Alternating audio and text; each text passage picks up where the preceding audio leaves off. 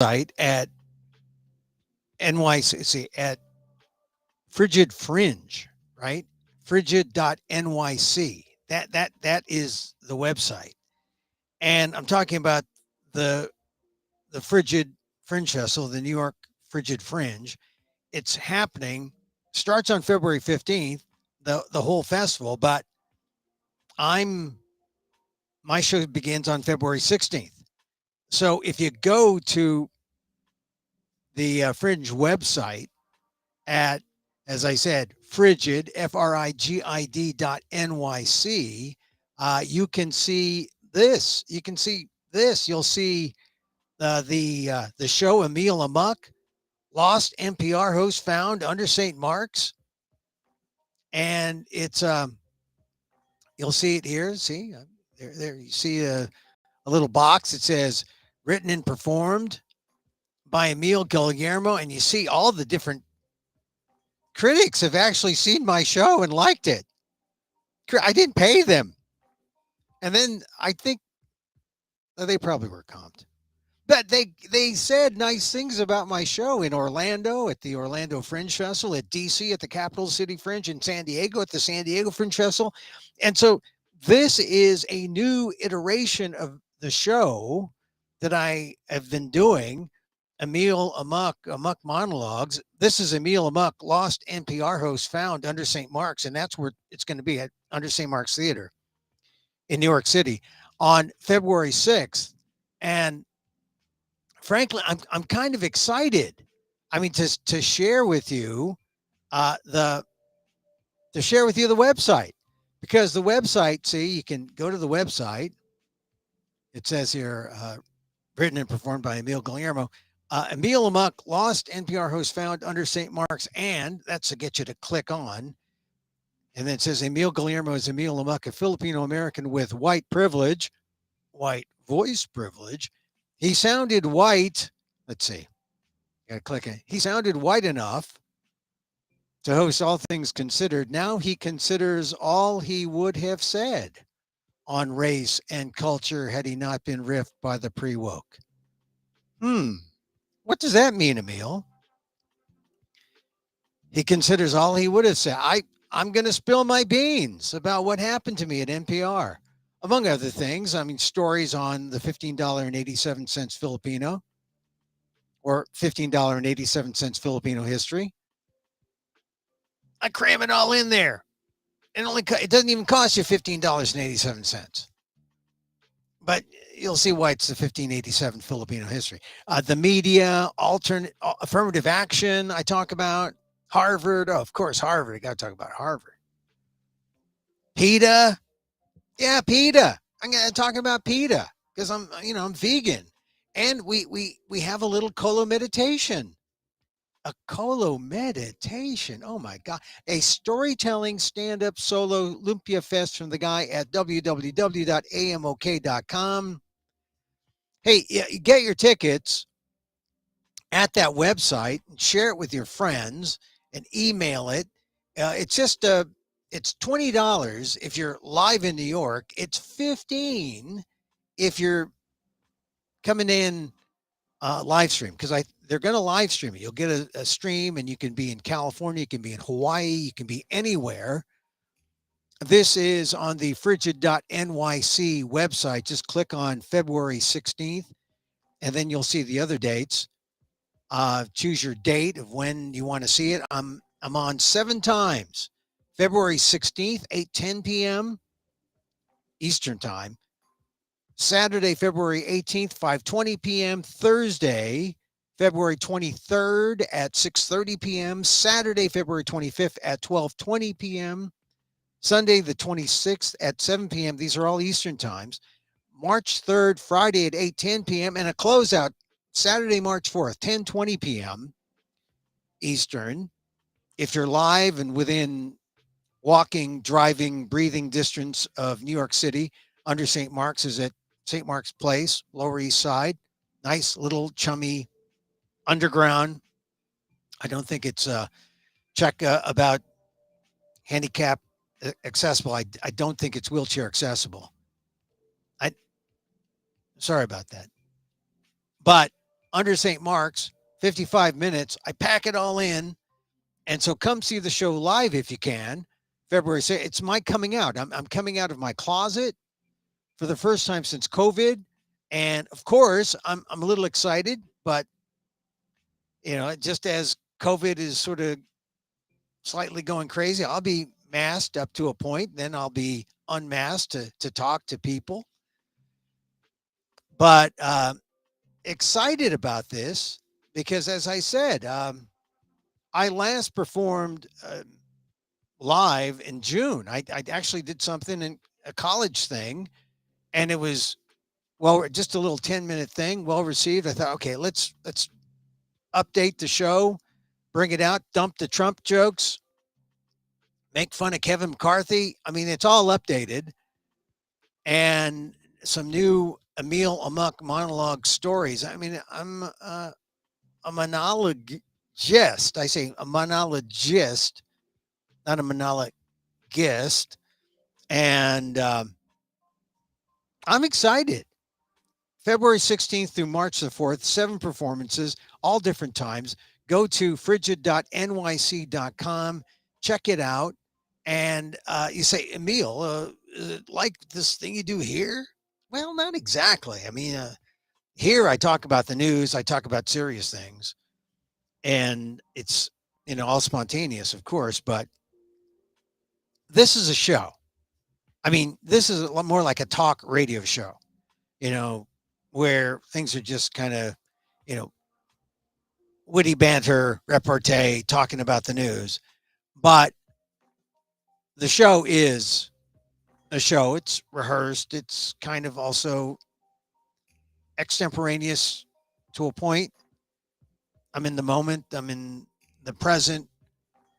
But I'm telling these stories. And a lot of times they're funny. And a lot of times, if you know Filipino American history, it's just painful. So, you'll laugh, you'll cry.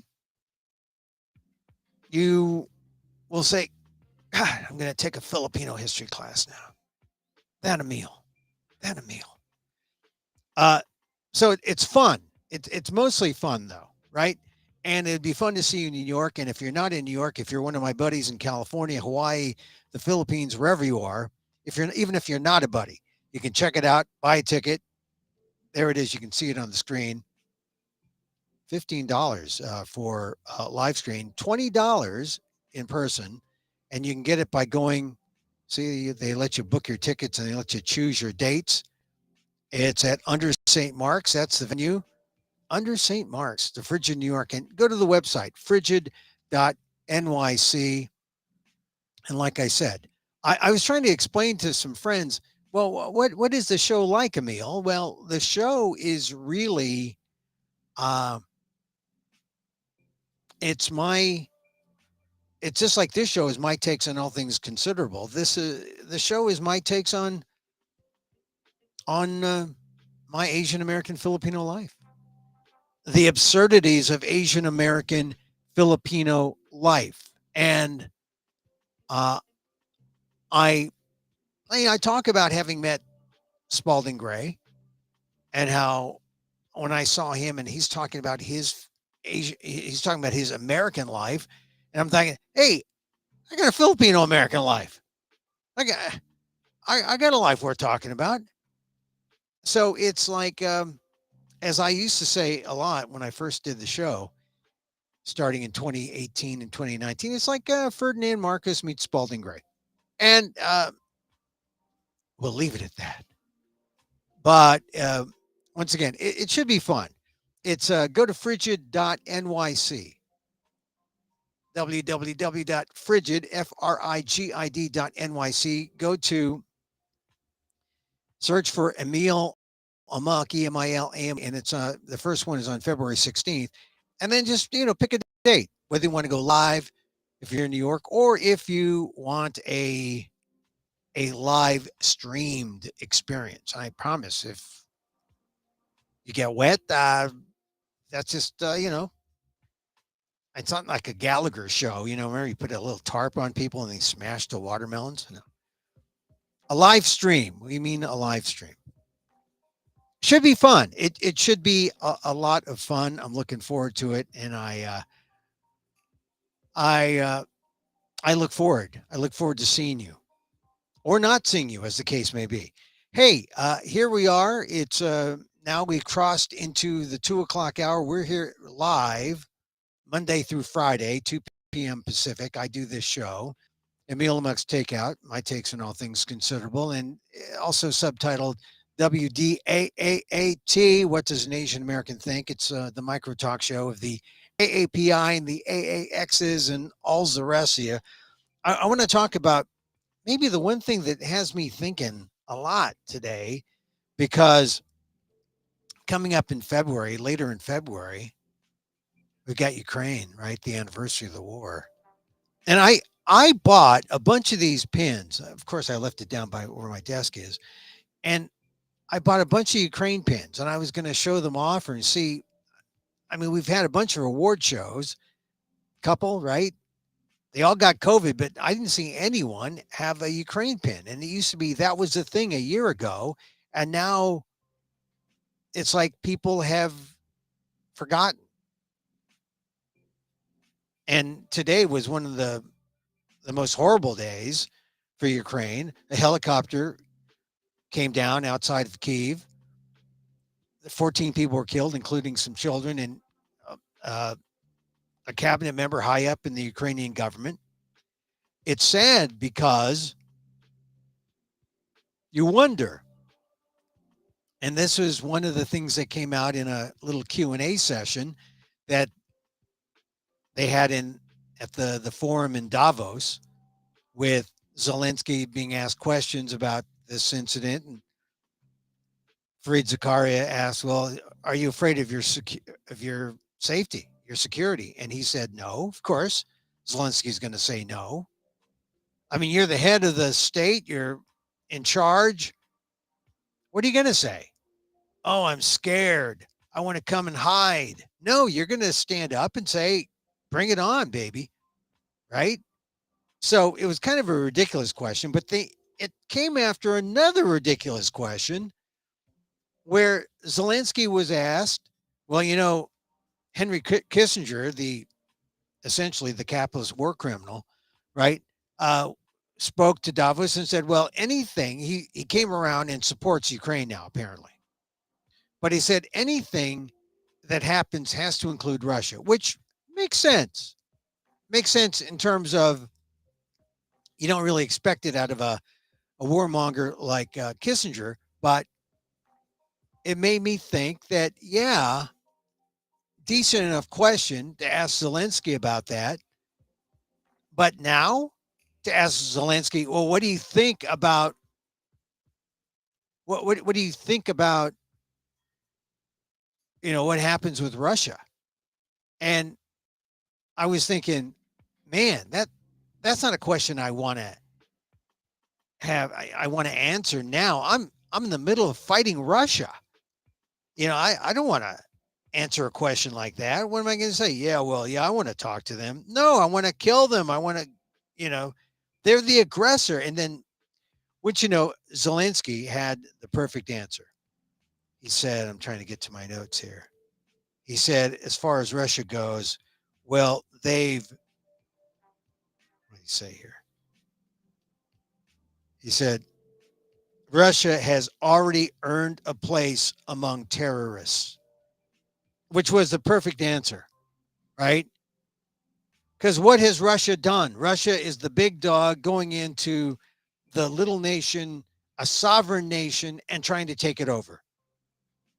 That's a crime. That's not allowed. Ukraine is totally justified in going after or protecting its land. But NATO, fearing war, fearing a big war, you know, no one wants war, but NATO's holding back. And so now we're in this kind of charade about how do we arm Ukraine? How do we make sure Ukraine has what it needs to protect itself? So I'm all for the question.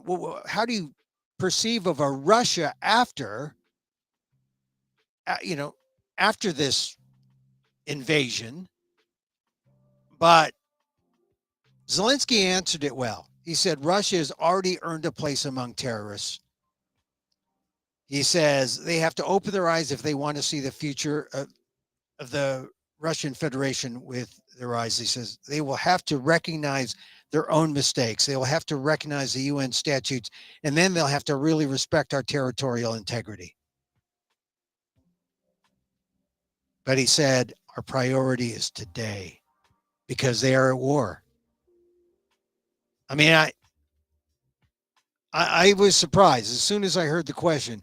Well, Kissinger says you got to consider Russia. No, you don't have to consider Russia. Russia is a terrorist. They need to be brought in line, and the world needs to back Ukraine far more than it is. And I think that was kind of the message, and why Zelensky's out there meeting with these groups, because people have to be reminded the war is coming up to a year, February 24th, I believe. 24th, 25th. When I first, saved my New York Times, it said war in Ukraine. And it's funny how people have just let it go. I mean, I'm reminded about war and how much I'm against it when I was going over the Martin Luther King history. And then when you go over that and you think, God, and here we have a war, and we should be out there pushing for some kind of peace or some kind of talk or some kind of end to what we're seeing, instead of right now. I think it's kind of crazy that everyone thinks, well, if we give enough arms, today Ukraine was asking for tanks. It's not like there's a lot of tanks around to say, here, have some tanks. I mean, it's, they're trying to hang in there during the wintertime as they get into the spring offensive. They won back some captured areas over the last few weeks. So progress for Ukraine. But today's helicopter crash or helicopter accident, that's another thing Zelensky said. There's no accidents in war. No accidents in war. And he said, his message to the West is the same as it's always been. We need more ammunition. He said, I don't need a ride. I need ammunition. So I know that just watching Zelensky talk at Davos in response to this helicopter tragedy, first of all, he had a minute of silence for those who died, his cabinet member and the other people who died when I think a child died because it crashed into a school. I mean, it was a full minute of silence. Very touching. And I just think it's time for Americans to understand the need here. And here's a problem when we have Republican Speaker McCarthy in the House, because he wants to cut aid to Ukraine. This is not time to talk about cutting aid. This is not the time. And it's going to seem inconvenient, but if you're an anti-war person, you don't get to the talks until you have a little bit of, you need a little bit of the war to get to the talks where we're going to end up with something that is going to satisfy both sides. Because right now, it seems that Putin just believes that he's got enough to play it out. Play it out. And if that's the way he's thinking, Ukraine doesn't have a chance unless the West and NATO stand up and say, we're behind you, as opposed to being kind of arm's length.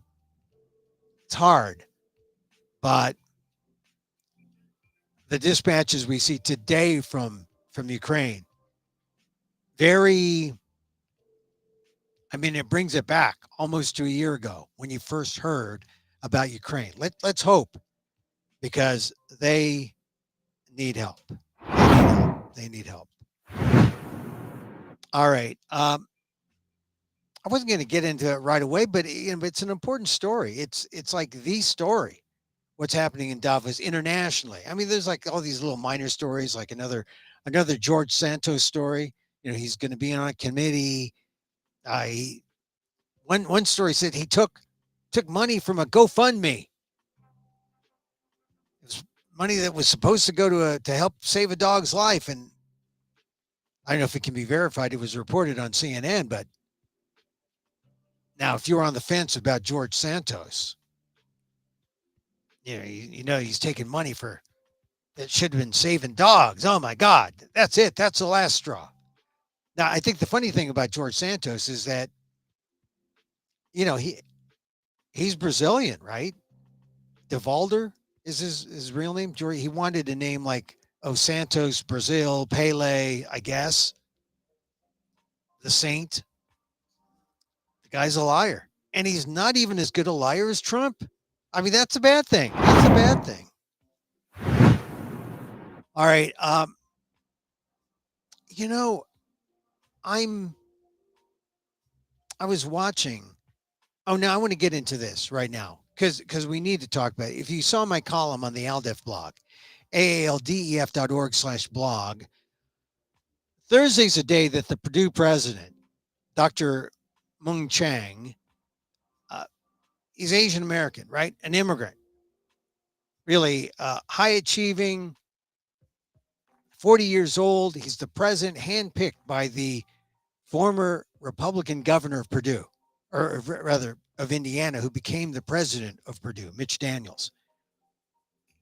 He's going to have a question time on Thursday. And if you're a Purdue University student or know one who is, they should sign up, go to the Purdue website, get a question in, because you need to ask the Purdue president about his thoughts about anti-Asian racism. Because if you saw my ALDEF column, you know that this instance, it's in Bloomington, Indiana University. Well, it's just indicative of what's around in Indiana, the kind of race hate that's just bubbling under, that every now and then we see expressed. We saw it expressed last week when a woman, 56-year-old woman, attacked an 18-year-old AAPI student from Indiana University. And if you go to my ALDEF blog at aaldef.org/blog, you'll see Billy R. Davis, and you'll see her face. 56 years old. They're riding the bus. Last Wednesday, she attacks the 18-year-old. 18-year-old starts bleeding. She was stabbed with a knife, according to witnesses. And for this, Billy R. Davis, the 56-year-old woman, who you can see her picture. Let's see if I can show her picture. Now I have to do something. Anyway, you can find it on the ALDEF blog. She's been charged with attempted murder, aggravated battery, and battery by means of a deadly assault or deadly weapon.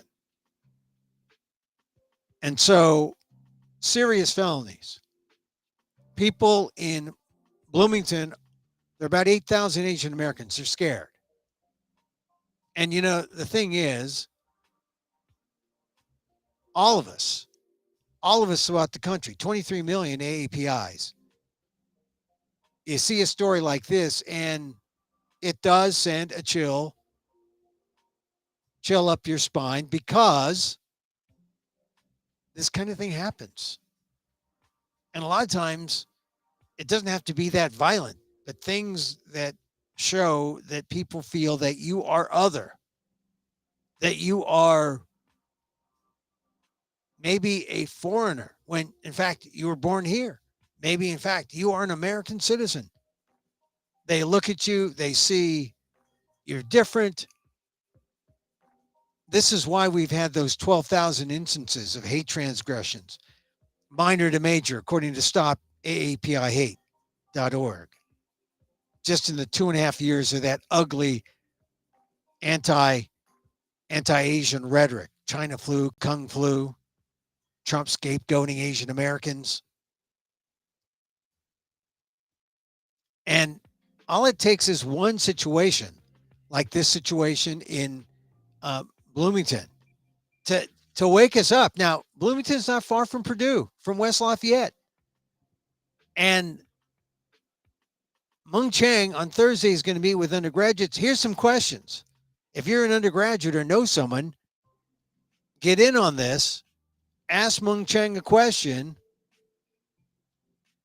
Will you remove Chancellor Thomas Kean of Purdue Northwest, given the race problems that exist in Indiana? Given the anti-Asian situation that has popped up in Bloomington, is like it's no doubt throughout the entire state. Varying degrees, but it's there. And what I'm referring to is Billie R. Davis. This is what she told police. She told this to police. She said she stabbed the victim because she was Chinese. She said it would be, quote, one less person to blow up our country. This is essentially confession to a hate crime. But guess what? There's no hate crime laws in Indianapolis, one of 4 states. No hate crime laws. Still, it's a crime, some felonies against her. I guess they figure that that's enough. Well, maybe that's enough, but if you see it's deeper, you understand why this isn't just a crime against one person. When this suspect allegedly went after the 18-year-old AAPI student because she was Chinese, this is what the suspect said. She wasn't just going after the suspect. She was going after all of us. All of us. Every Asian American, of no matter what ethnicity, no matter what stripe. That's a sad thing. So if you're at Purdue as an undergraduate or know someone, you can submit questions or go to this listening meeting with the president, Mung Chang. Ask him, will you remove Chancellor Thomas Kean from Purdue Northwest for the racist remarks he made on December 10th at a graduation of Purdue Northwest in Hammond, Indiana? Will you remove him, Chancellor Thomas Kean? Will you, Mung Chang, remove Thomas Kean, given the race problems of anti-Asian hate in Indiana? It's for real. It's for real. You got it. You got to push it. You got to go to your Asian American friends there and say, this is the state of things in Indiana. The leader of perhaps the most prestigious university, is it? I mean, I guess between Purdue and IU, they're battling, maybe. I don't know, man. What college produced Larry Bird? That would like say, hey, we gave you Larry Bird. I think that was Indiana State. I think, but this is your moment to question Mung Chang, who's really been hiding. He's been disappointing because he's been avoiding this because I'm sure he sees it as totally irrelevant to Purdue, whatever happened at Indiana University to an 18-year-old Chinese American, irrelevant. I'm sure he sees it that way. It's not irrelevant. Purdue wants to show itself off as some kind of, what a diverse university. No, it's not a diverse university. Oh, they got an Asian American well, they've got a conservative Asian American president. Will he stick out his neck and speak out in terms of social justice for Asian Americans? I hope so, but it just doesn't appear that way. But go to that meeting at Purdue University. Purdue University is the whole thing. Purdue Northwest is the campus in Hammond, but in West Lafayette, Purdue University, that's the main campus. Dr. Mung Chang is the president of the whole thing. And it's up to him. Only he can Bigfoot the board of trustees, which has already said, we'll reprimand Thomas Keon for his Ching Chong Asian remarks, which he identified as Asian. It's important. This is the most important story for Asian America. It just is. It just is. Really, it just is. So yesterday, I was watching. I knew it was National Day of Racial Healing because I got an email about it was something in Washington, but MSNBC was doing a town hall on in their 10 o'clock hour. It was interesting. I didn't catch it. I only caught a little bit. Fortunately, I caught the Asian American part where a young woman, maybe 30s, CEO of an organization, she was asked to talk about Asian Americans. Because, look, here's the thing about MSNBC National Day of Racial Healing. Primarily, it's black and white. I mean, that was my feel. They were down in New Orleans, and I just had to feel that, okay, this is going to be, and not that there's anything wrong with that, but part of the Asian American movement is to broaden out the scope and show that racial healing is a lot more than a black and white issue. So I don't really disagree with MSNBC too much. It's just that I think that they need to be more giving to the broad coalition of people of color who have been through a lot, who have been oppressed by white supremacy. And to see, like I said, I'll have to watch the replay because when I caught it, the part that I was able to record just was that one question that host Chris Hayes asked of this one speaker, the Asian American woman. And he says, one of the things we're dealing with all the time is like many of these identities are both, creative and created and real, meaning what is AAPI? Well, it's an all-inclusive acronym or tries to be. Well, what is AAA and HPI? Or what is, this is a problem with our moniker. Asian American isn't enough. We try to be inclusive, but people know what it is. Just like, blacks. Well, blacks, you mean African Americans? Oh, you mean, and then there are all these other names. That's why National Association for the Advancement of Colored People, they don't change their name because that was the parlance of the day when the organization was formed. And it becomes a kind of historical aspect of their name. Look how far we've come. No one would say, hey, you colored person, but the NAACP, colored person is in the name. That's a milestone. That's a marker. That's positive. So I kind of like Asian American because it just says, here's where we are, and here's where we came from. And when we're here, we're Asian Americans. But then Chris Hayes goes, like there's people from the Philippines. He says Philippines.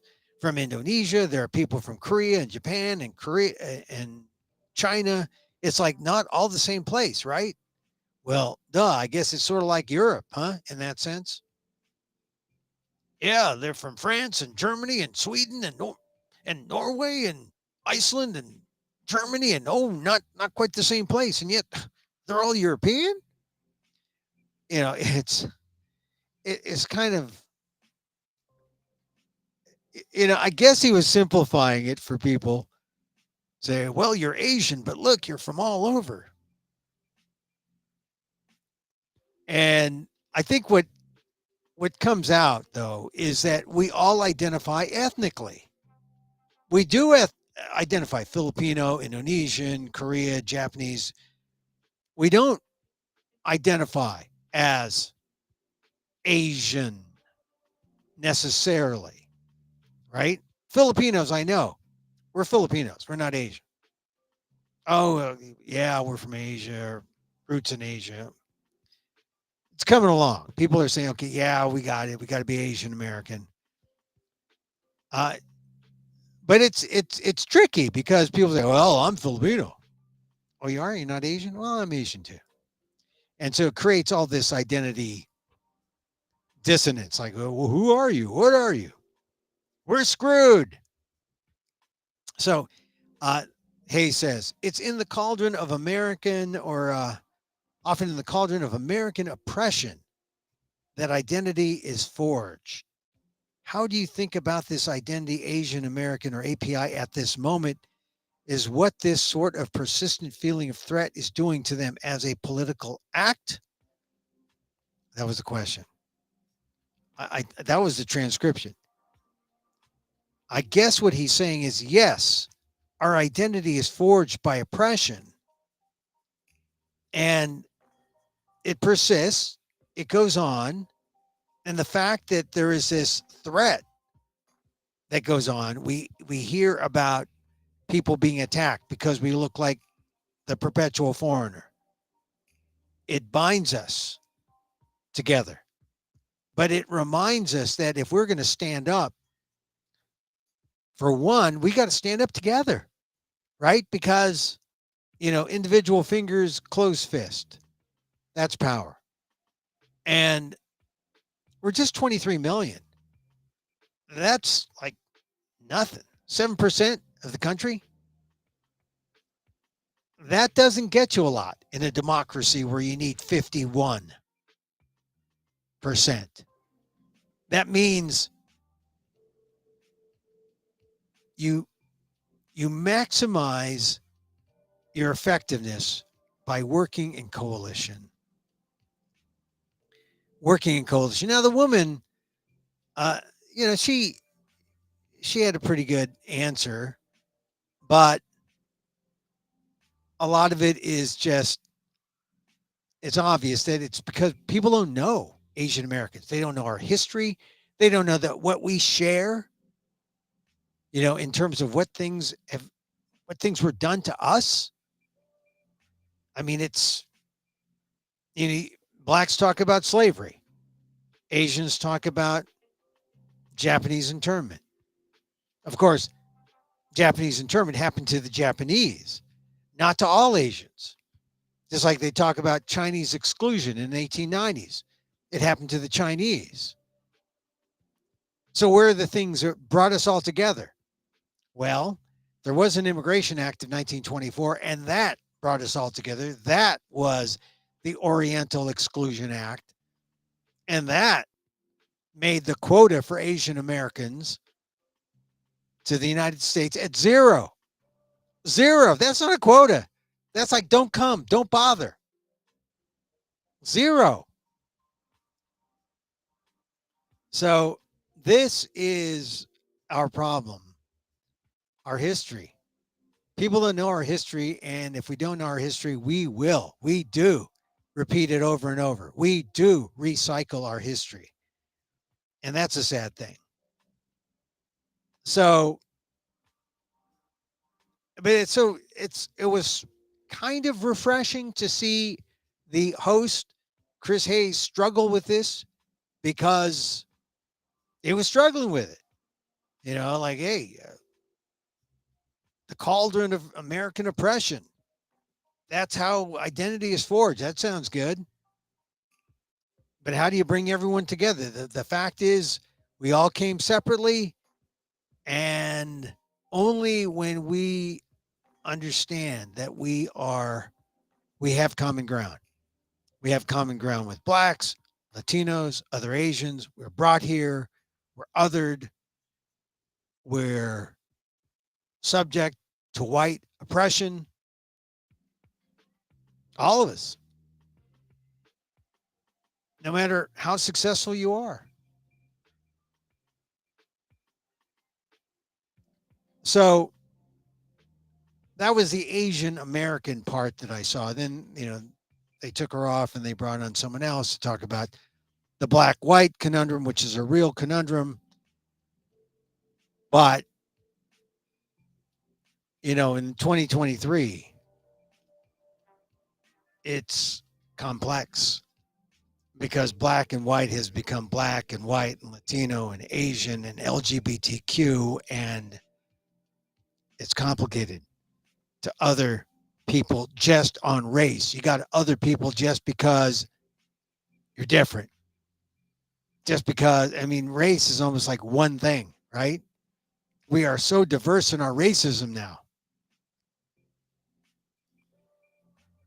And it would help if we all just came together, right? If we all just,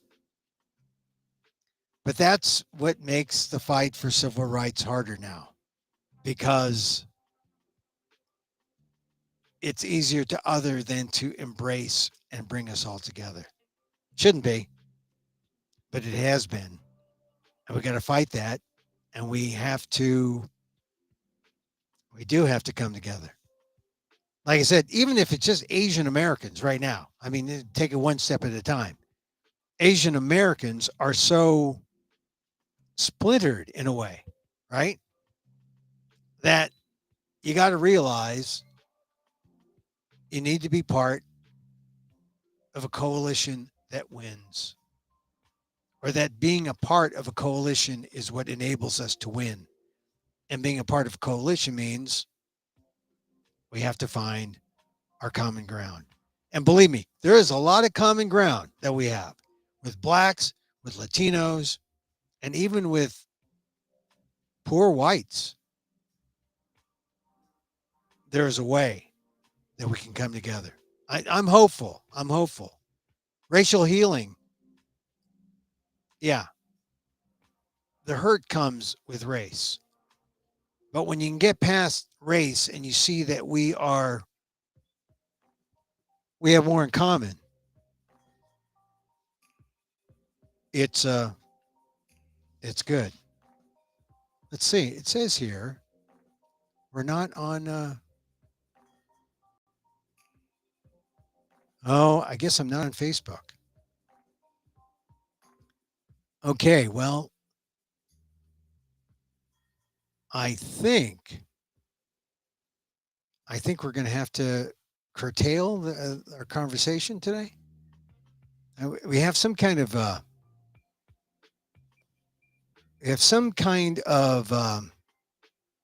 technical issue. I think it's our service.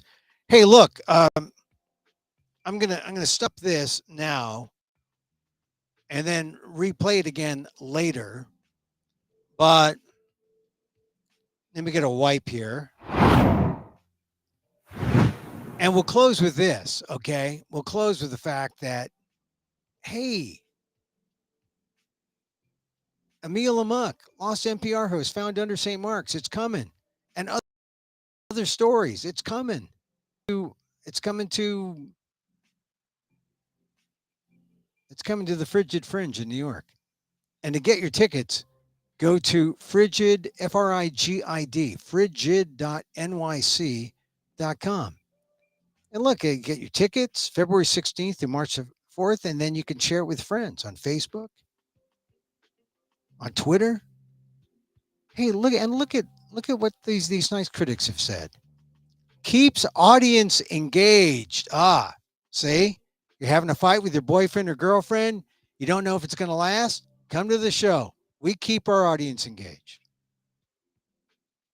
Oh, Emil, you're not going to tell jokes like that, are you? No, I'm not. They're funnier. I tell funnier jokes. Uh, Charismatic. Guillermo's life is one worth exploring, says the DC Metro Theater Arts. Oh my God, they really said that about me. Excellent.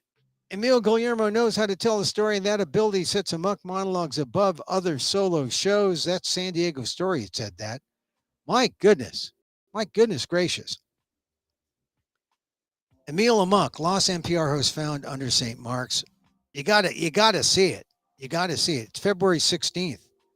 Solo performance, little storytelling, stand-up, comedy, drama, solo. It's all mixed up. Oh man, you're gonna like this. And it's you see the ticket price. It's not bad. That's a good ticket price.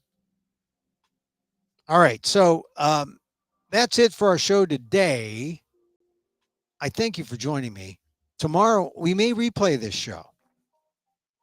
We may replay this show because I have to go to this thing in San Francisco. So 470 may be repeated, whether you like it or not.